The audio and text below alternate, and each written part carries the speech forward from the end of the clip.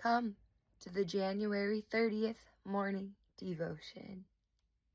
When thou hearest the sound of a going in the tops of the mulberry trees, then thou shalt bestir thyself.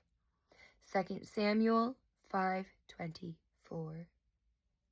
The members of Christ's church should be very prayerful, always seeking the unction of the Holy One to rest upon their hearts, that the kingdom of Christ may come, and that his will be done on earth, even as it is in heaven.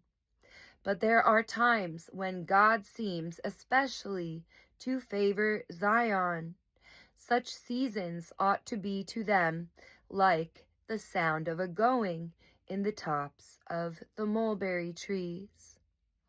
We ought then to be doubly prayerful, doubly earnest, wrestling more at the throne than we have been wont to do. Action should then be prompt and vigorous. The tide is flowing. Now let us pull manfully for the shore. Oh, for Pentecostal outpourings and Pentecostal labors. Christian, in yourself there are times when thou hearest the sound of a going in the tops of the mulberry trees. You have a peculiar power in prayer. The Spirit of God gives you joy and gladness. The Scripture is open to you. The promises are applied. You walk in the light of God's countenance.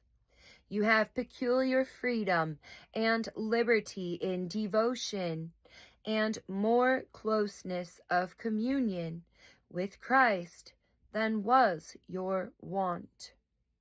Now, at such joyous periods, when you hear the sound of a going in the tops of the mulberry trees, is the time to bestir yourself. Now is the time to get rid of any evil habit, while God the Spirit helpeth your infirmities.